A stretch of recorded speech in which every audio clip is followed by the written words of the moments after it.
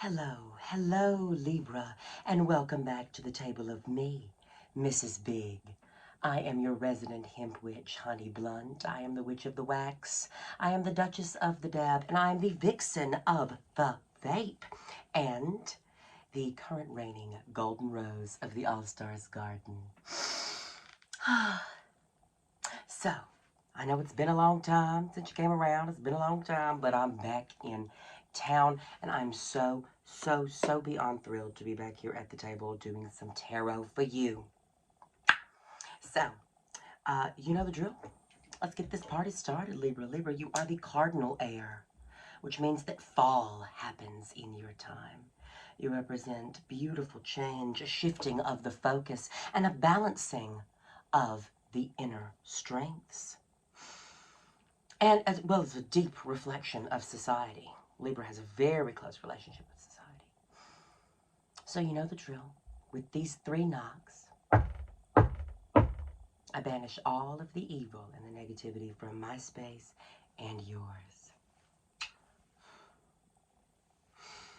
Oh, Libra, baby, how are you today? I hope this finds you well. I hope you are doing good, doll. I hope you are living your best life. Oh, thank you so much, spirit guides, angels, and ancestors. Please help me find the messages for Libra for the upcoming Gemini season.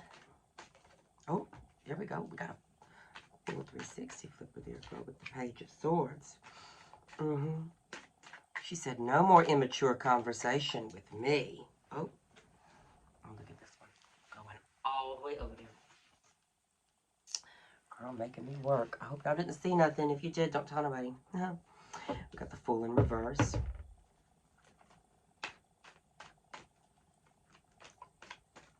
One more, please.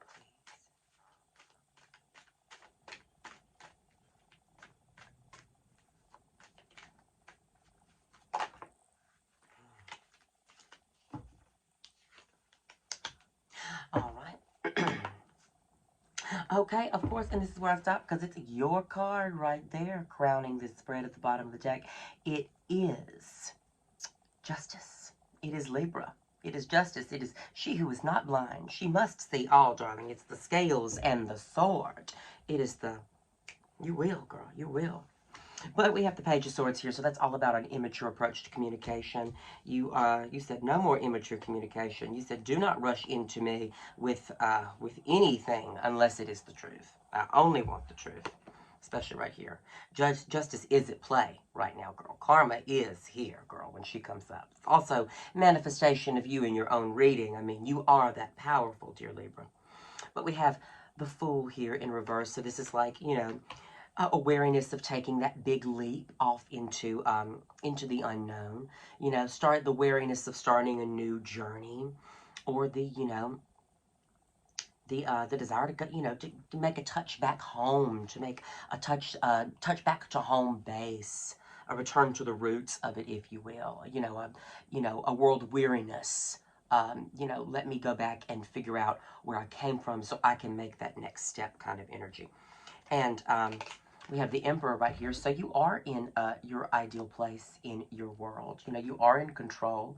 You are the master, right? You know, the Emperor is all 4 kings rolled up into one. So it's the King of Swords. He's the King of Truth. He's the great strategist. It is the King of Cups, who he's a master of his own emotions, the King of Cups is. It's the King of Pentacles, who is secure in his own value and stability. And it is that he sees it reflected back into his world. Let's not forget that second part now. And it is the King of Wands, he who is not afraid to go get what he wants. And he who is, you know, don't you bring me no bad news, girl. Don't you bring Miss Eveline no bad news. So we have the Emperor here, and it's a lot of Aries energy, and that is your opposite in the zodiac calendar year. I don't know if you can see it. So this is Libra. All the way down there is Aries. Oh. Because it represents, you know, Aries is all about returning to the self. Libra is all about, well, Aries is all about maintaining the self, maintaining the ego. Libra is all about maintaining your relationship with others. and really kind of moving past, merging the egos, finding the egos, making them work kind of thing. Very beautiful. But we have the Emperor here, so you are in a good place. Like you are giving you're giving the King energy, you're giving that good Queen energy, girl. You better, you better work. And we're gonna do a little after tarot for some clarification on top of all that. Thank you so much.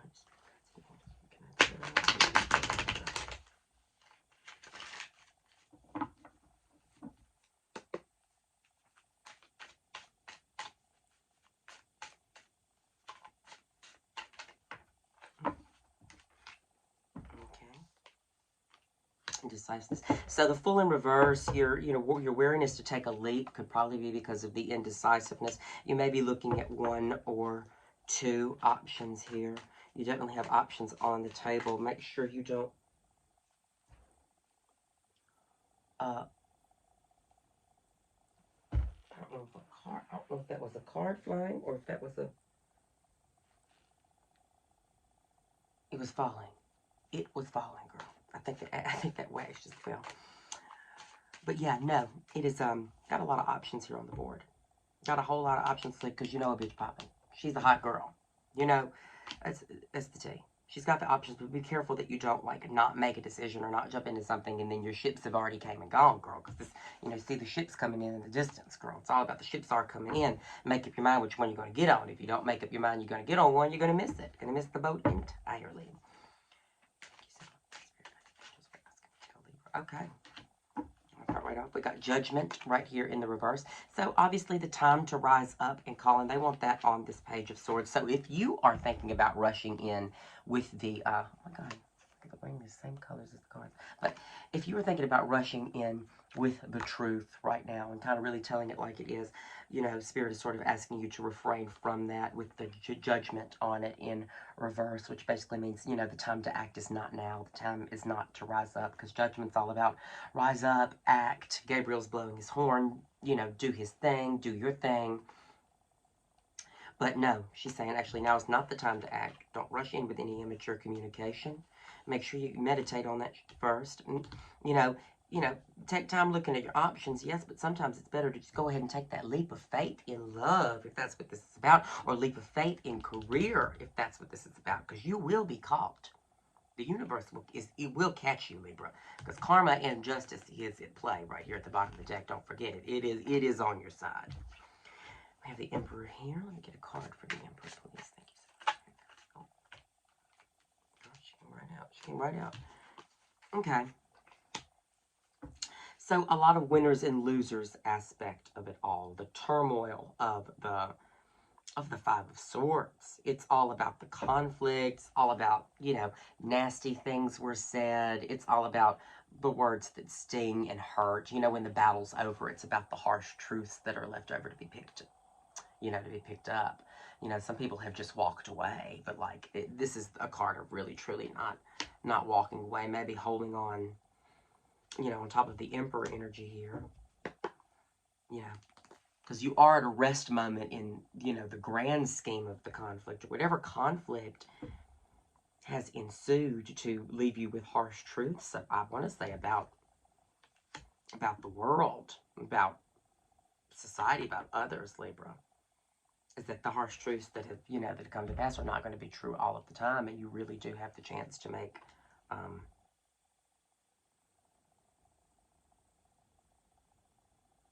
some magic happen. Because that's how the healing starts. You know what I mean? You recognize that, not for all of you. Take it if it resonates. If it doesn't, it's not for you. It's some other beautiful little balanced baby, Libra.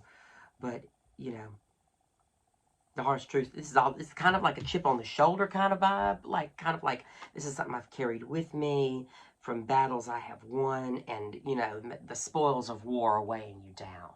The swords that you've collected from your enemies, now it's just too much to carry. It's too much to move on, and you do need to wipe that slate clean so you can have a very fresh, sort of story that's going on, that, where none of that is affecting it. None of the harsh truths that you learn come back into play because you've learned them, It's It's all about that. I mean, 'cause conflict, I mean, you know, I mean, it looks like there's some kind of conflict, but like you are the only one standing. No one else is ready to fight, Libra. But you are ready. It looks like they're all tired. And it looks like you're like, I'm not giving up yet. And I think if your enemies have rested, I think you must also rest. That's just the tea. I know that, you know, a lot of people might not agree with that. But if your enemies are resting, you know, they're not out to get you. Why are you worried about your enemies? Not to all of you, but to some. You know what I mean? Some of you that have enemies. You know, Libra is... Now, Libra will make enemies. Don't get me wrong. Just because I like Libra don't mean everybody else does, girl. But Libra probably has some enemies, girl. But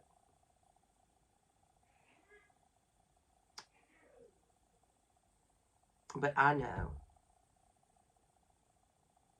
that it all ends in love. I mean, if anybody can make their enemies love them, girl, it is Libra. It is Libra. It does all end in love. But we have justice on your side. It's very cleaning of the karmic slate. I mean, that is the kind of vibe that I'm feeling. I'm going to pull a card for some spiritual advice. Yes, yes, yes. From the Wizard of Oz tarot deck. You know you can't be a gay tarot reader without the Golden Girls deck. And without the Wizard of Oz tarot deck, Libra. You know what it is. Everything I do it big. Big. Thank you so much.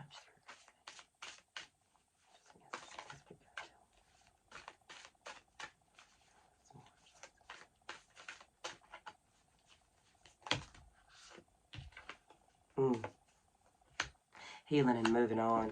I mean, because it is all about moving on, right? It's about the Chariot. So, I mean, not a lot of communication. You're not being seen. You're not feeling heard right now, basically. You're not really feeling very seen, not really feeling very heard. And that, I mean, at least if you do come through that communication that you did want to come through earlier, you're not going to be seen or heard because the Chariot is in reverse, and that's all about, you know, a slowing of the energy.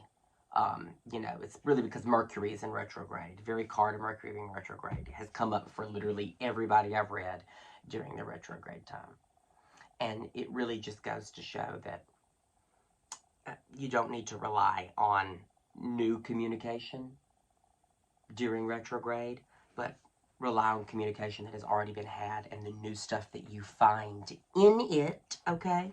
Because you may find some new in what's already been said instead of waiting for somebody to say something. That's, you know, the tea as well.